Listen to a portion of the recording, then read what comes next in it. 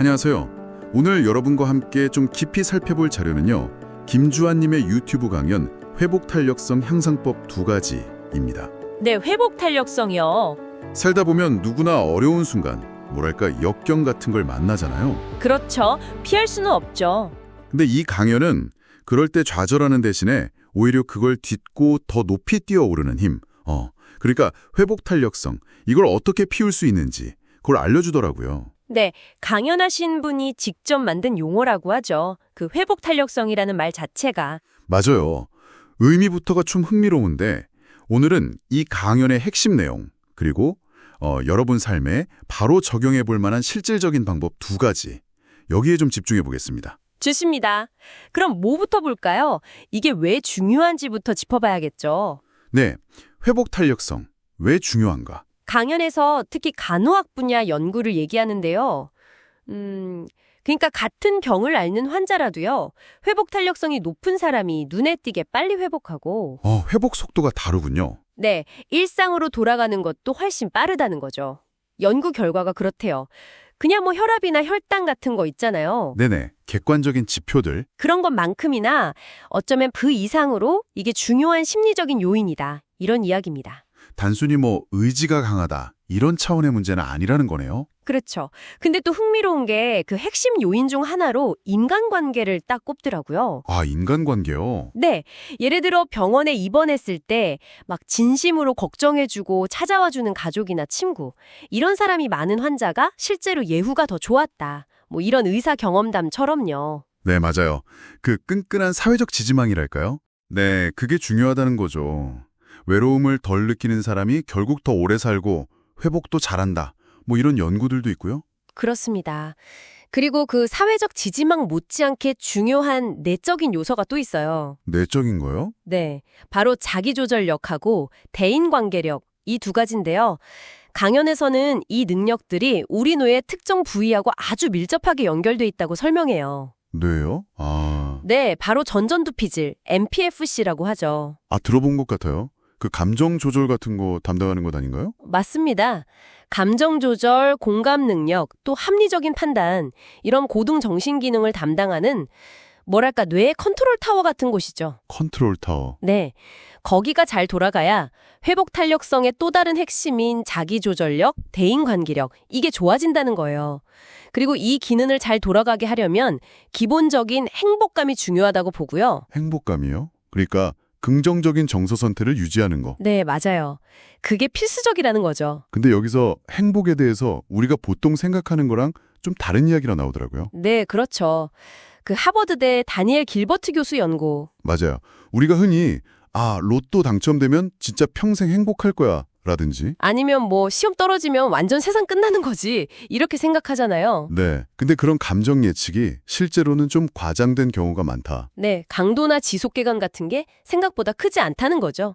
심지어 그 교수님들 정년보장 심사 있잖아요. 테뉴어요? 네, 그거 통과하든 못하든 6개월 정도 지나면 행복 수준에 별 차이가 없었다는 결과가 있더라고요. 와, 그건 좀 놀랍네요. 그럼 행복이라는 게 뭐죠? 그러니까 우리 안에는 일종의 행복 자동 온도 조절 장치 같은 게 있다는 설명이에요. 자동 온도 조절 장치? 네.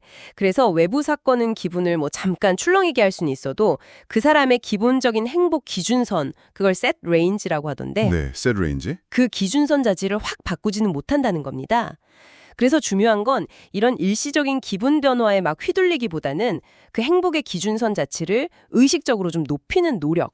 기준선을 높인다. 네, 그게 바로 회복 탄력성을 키우는 거다. 이렇게 강조를 하죠. 그 행복 기준선 자체를 끌어올리는 거요. 그럼 그 구체적인 방법, 첫 번째는 뭐였죠? 그 긍정적 스토리텔링 습관이라고 하셨죠? 네, 맞습니다. 우리가 어떤 경험을 하잖아요. 그걸 해석하고 또 그걸 이야기로 만들죠. 그 이야기가 곧 나를 만들어간다는 거예요. 내가 내 이야기를 만드는 방식이 중요하단 거네요? 그렇죠. 예를 들어 부정적인 해석 습관을 가진 사람들은 안 좋은 일이 생기면 나는 늘 이래. 내 인생은 왜 모든 게 다 엉망이지? 이런 식으로 일반화시키는군요. 네, 시간적으로나 공간적으로 나쁜 일을 막 확대 해석하는 경향이 있죠. 반면에 좋은 일이 생기면 이건 그냥 운이 좋았을 뿐이야. 이번 한 번만 그런 거지 뭐. 이렇게 아주 예외적이고 일시적인 걸로 축소해버리고요. 듣고 보니 그런 경향이 있는 것 같기도 하고. 그래서 강연에서는 이 패턴을 의식적으로 깨는 훈련으로 ABCDE 모델이라는 걸 소개해요. ABCD 모델이요? 네. Adversity, Belief, Consequence, Disputation, Energization. 그러니까 어떤 안 좋은 사건 A가 생겼을 때 자동적으로 떠오르는 비합리적인 믿음, B와 그로 인한 부정적 결과 C를 일단 알아차리는 거예요. 네. 알아차리고. 그 다음에 그 믿음이 정말 맞는지 적극적으로 반박 D를 해보는 거죠. 그래서 결국 더 건설적이고 활력 있는 이 상태로 나아가는 연습을 하는 겁니다. 스스로 반박하는 연습이군요. 그렇죠. 링컨 대통령 얘기도 나오잖아요. 온 세상이 자기를 비난할 때도 자기를 칭찬하는 낡은 신문기사 하나를 품고 다니면서 힘을 얻었다고요. 아, 맞아요. 그런 일화가 있었죠. 네, 스스로에게 좀 긍정적인 이야기를 들려주는 연습, 이게 중요하다는 겁니다. 네, 부정적인 생각의 고리를 의식적으로 끊어내는 훈련, 중요하겠네요. 자, 그럼 두 번째 방법은요.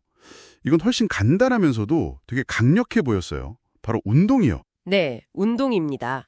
몸과 마음은 정말 하나로 긴밀하게 연결되어 있다는 걸 다시 한번 강조하는데요. 네, 저도 그 부분 인상 깊었어요. 운동은 단순히 몸 건강해지는 거, 이걸 넘어서서 뇌의 기능을 직접적으로 향상시킨다고 해요. 뇌의 기능까지요? 네, 새로운 신경세포 생성을 막 촉진하고요. 기억력이나 사고력도 증진시킨다고 합니다. 그리고 놀라운 건 우울증 치료제 있잖아요. 네, 항우울제. 그거만큼이나 우울감 해소에 효과가 있대요. 근데 부작용은 없고요. 와, 부작용 없이요? 그 정도면 정말. 그렇죠. 스트레스 해소에도 좋고 자존감 향상에도 도움되고, 그러니까 회복 탄력성의 핵심 요소들을 전반적으로 다 강화시켜주는 어찌 보면 가장 확실한 정신개조 도구일 수 있다는 거죠. 정신개조 도구라. 강력한 표현이네요. 그래서 강연자는 바빠서 운동 못해 이런 핑계는 버리고 운동 시간을 확보하는 걸 다른 어떤 약속보다 우선순위에 두라고 아주 강력하게 권하더라고요. 우선순위를 높여라. 네, 거창하게 시작할 필요도 없고요. 그냥 매일 꾸준히 걷거나 엘리베이터 대신 계단 이용하거나 이런 작은 실천부터 시작하는 게 중요하다고 강조합니다. 오늘 김주환님 강연을 통해서 회복 탄력성이 뭔지 그리고 그걸 키우기 위한 두 가지 핵심 기둥, 긍정적으로 내 이야기를 다시 쓰는 힘, 그리고 몸을 움직여서 뇌를 바꾸는 힘, 여기에 대해 알아봤네요. 네, 결국 우리한테 닥치는 역경, 그 자체가 중요한 게 아니라 그렇죠. 그걸 우리가 어떻게 받아들이고 해석하느냐, 우리의 마음 근력, 상태, 그게 결과를 결정한다는 메시지가 참 와닿았습니다. 마음 근력, 좋은 표현이네요. 강연에 나온 링컨이나 J.K. 롤링, 안드레센 같은 분들. 그리고 에이미 멀리스.